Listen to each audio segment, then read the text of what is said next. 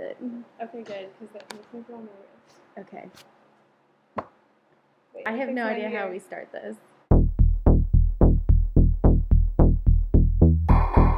Okay, so we should talk about, first we'll talk about We should introduce ourselves? I feel really awkward when I do. Okay. This is my YouTube channel, and we, Madison and Christina, are going to be talking about the Percy Jackson movie, which we saw last night at this really cheap theater, and we were like... Which we waited an hour to get in for, because we came really early. Because I was worried that there wasn't going to be any seats. And there were... How many people were in the theater besides us? I don't know, like 20, I guess. Yeah, there was like 20 people. There was like 20. We had annoying family behind us. It's okay. Oh. This is my face throughout the movie. It started off like this. Look and learn, look and learn, look and learn, look and learn. Percy Jackson, look and learn.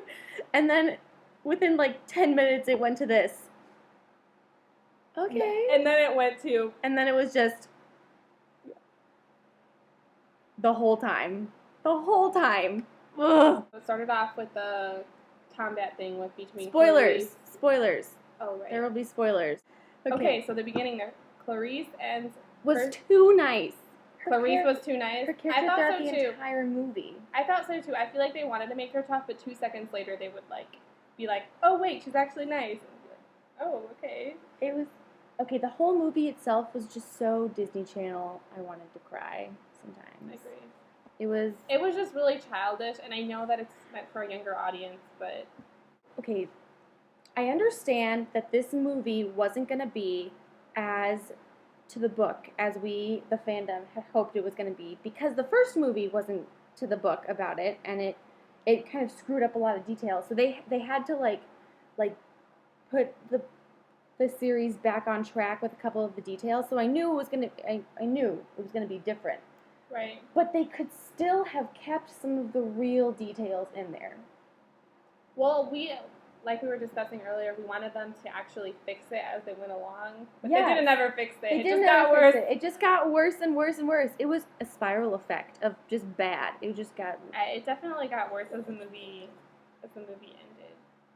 It was really bad. It was really bad. In the books, it goes, they have to save...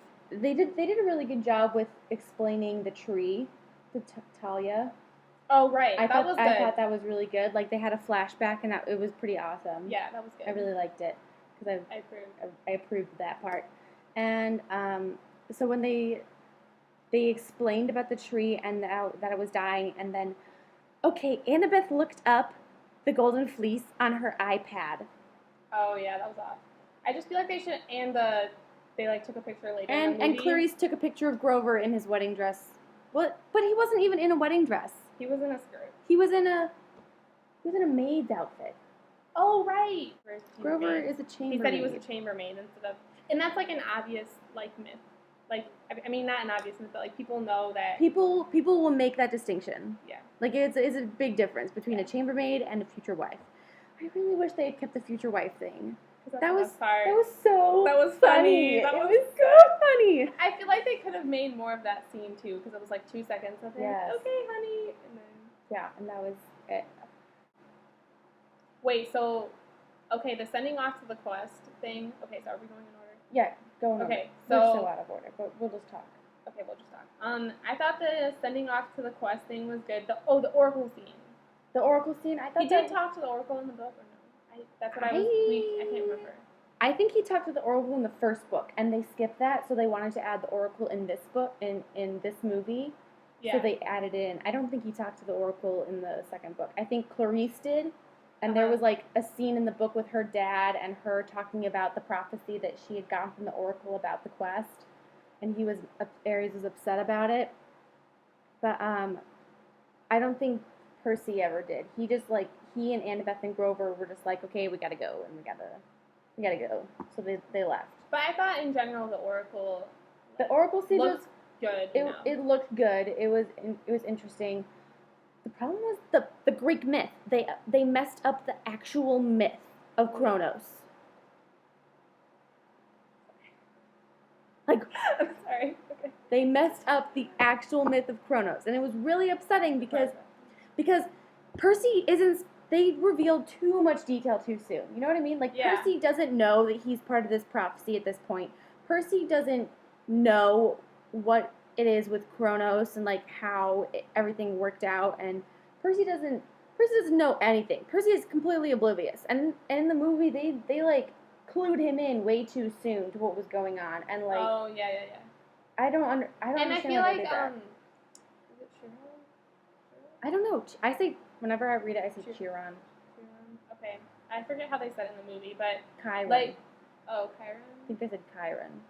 Okay, so Chiron, I just feel like he was too, like Percy was like, oh, I want to know about the prophecy, and Chiron was like, oh, okay, better go talk to the oracle about that.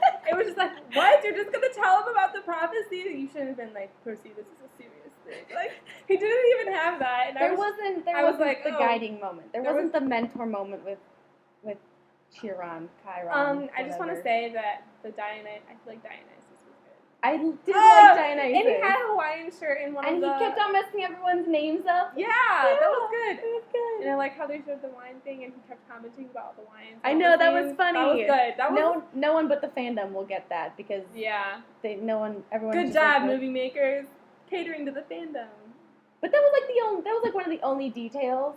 Okay, but that was a good detail. It was a good detail. It was a good detail. It was a good detail. I'm glad they kept that. Yeah, okay, I'm glad. And then Luke came back. Oh, wait. We missed the Sprable Mist. Oh my gosh! We need to talk about the Sprable Mist. It was in the commercials, and everybody was so upset about it, including me. I did not actually see that specific commercial, but I will say the mist looked like a perfume. Cologne bottle. Yeah, Cologne bottle. It was just really embarrassing, and they were all like so serious about it, and I was like, it's not like they couldn't explain everything away with the mist bottle. It just doesn't make sense. Like, you can't. That's not how it works. You don't spray whole entire like areas of. I know. Like mythical life. You can't mortals, do that. It's just the mist just is. The mortals don't see things because of the mist, because it just is. You can't bottle it. Okay, but they probably did it so that they wouldn't have to animate Grover's eyeball. Or Tyson. I mean, Tyson's eyeball. And they also wanted, I think they just wanted it to, to have the two eyes sometimes. It was just so ridiculous. And Tyson's whole character wasn't really down. Like, Tyson is supposed to be this really big, goofy guy who doesn't get it at all. But this Tyson was way too... He was like a hippie to me. Yeah, he was kind of like a hippie, and he was just like, I love you, brother. And I just felt so awkward the entire time. I was just like, you're just so. He made a lot of really awkward jokes too, and I was like, there were a lot of awkward jokes. Just in general, there was a lot of awkward jokes, but I feel like they were like, let's give Tyson these awkward jokes, and he had to say all these awkward lines. I felt bad for that guy. Also, they revealed Selena Beauregard already. She's like not even a main character anymore. And someone else. I forget who. The guy that was at the table during the bullfight. Chris Rodriguez. Okay, yeah. They randomly revealed them, and it was like, there was really no point in revealing them. Because their characters don't really become essential characters until like the two last books. But it was literally 2 seconds of the movie, and it wouldn't have affected anything if they would have introduced them in the other movie. And it was just an awkward part in this movie, like, let's because now we know Selena Beauregard is a double agent and Chris Rodriguez is a double agent, so we're not going to get the relationship between Selena Beauregard and Beckendorf, which was one of my favorite things. Yeah, I love them. The Beckendorf dying at the end, and he's like, "Tell Selena I'll wait for her at Elysium," and I'm just like, Beckendorf! We're in the middle. I just want to talk about Hermes because I like Hermes. I really did. I love Nathan Fillion. Is that who that is? The actor who plays Hermes. I feel like I know him, but I just don't know. He's in Castle. Oh. He's okay. He's Castle. He is Castle. Okay. Well, I liked him, and I liked his scene and his packaging plant. I don't remember any, I haven't read it in a while, but the snakes were so weird, and I was like... The snakes, that happened in the book. That happened? Yeah. I was like, okay. I thought that was too long of a scene. I was feeling kind of awkward at that scene. I like that they included it. I felt like it could, obviously... I just thought it was the whole kind of movie weird. could have been done better, to be honest. And... everything. Everything could have changed. But I like that they included it. That was something that they included that I was okay with. And then... I just love Nathan Fillion. I think he's a really funny actor. So he did a really good job. That was good.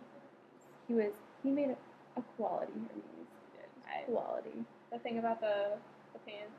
Yes. That was it. I'm rocking these That khakis. he probably made that line up because the people could not think of such a good thing to say. Really. It's just Nathan. That's just the way he is. It's just like the characters. He always needed that. Is really good. Like every once in a while, something would happen, and you'd be like, "Okay, that wasn't that bad. This little scene is gonna take me through a whole next section of the movie until a good scene happens again." It's gonna take me through the next part. And then the next is the boat. And the next is they get on the boat. Luxury. Which didn't happen in the Real Sea of Monsters, the book. Like they were on a boat. Isn't there a book where they're on a boat?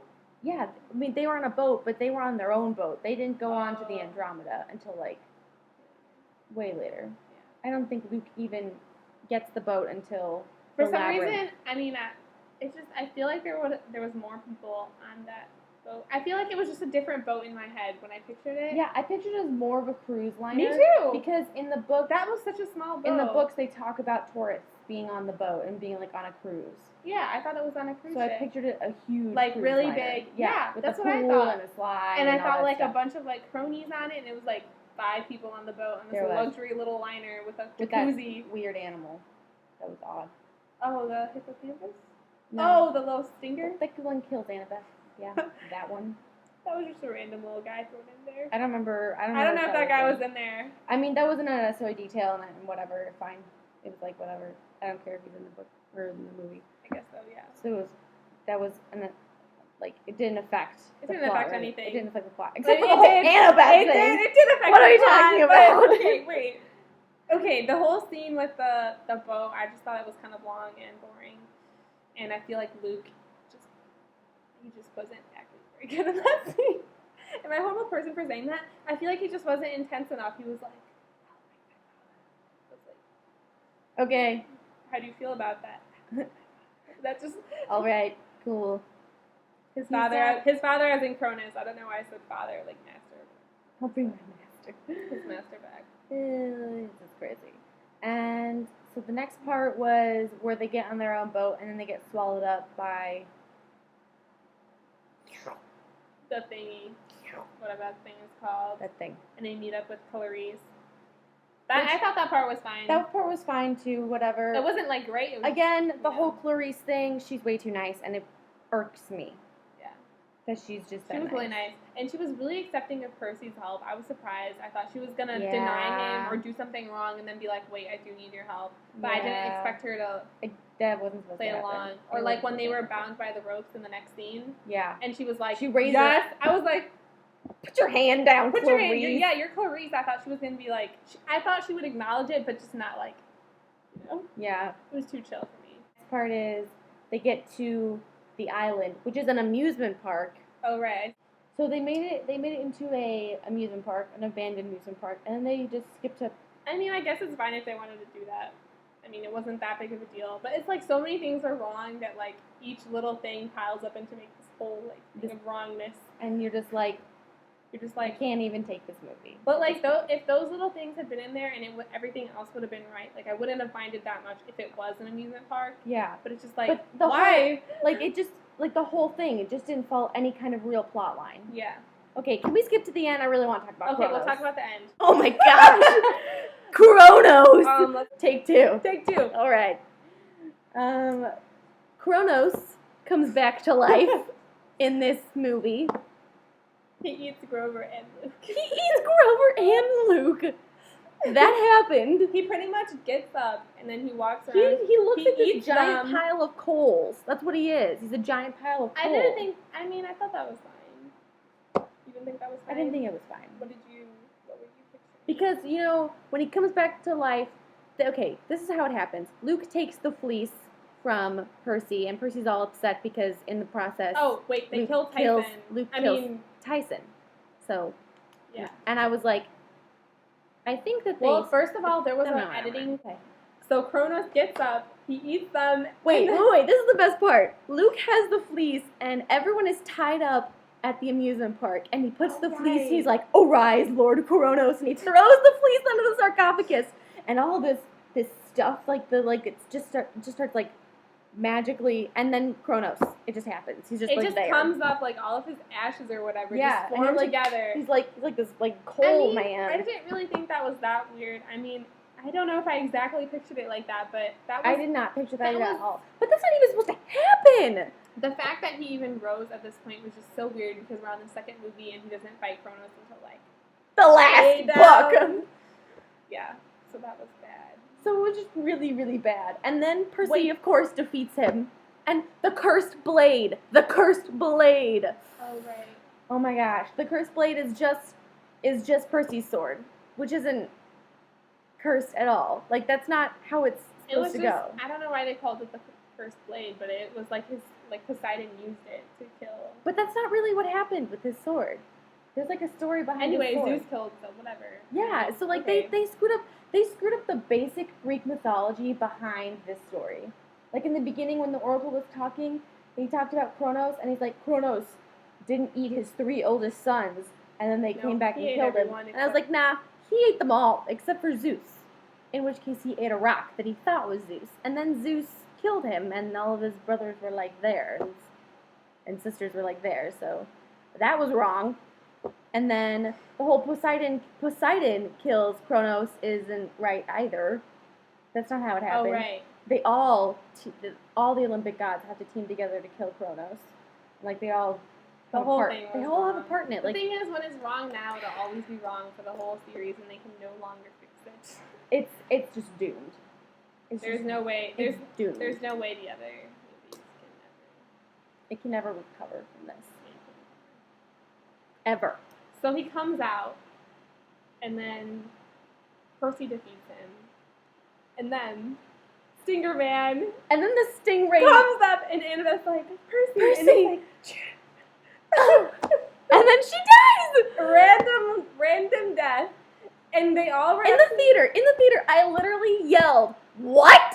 And she was like, "Shh, be quiet." And I'm sitting here like, I can't. She was dead for like a good 10 seconds. Yeah. Because they put the police on her. And they're like, it doesn't work. It like. Are you alive yet? And then Percy like starts crying, and I turn to Christina and I'm like, I bet you 10 drachmas they kiss at some point in this. And then Annabeth comes back to life. And they didn't kiss. You owe me 10 drachmas. I do owe you 10 drachmas. Alright, we're done. We're Bye. here.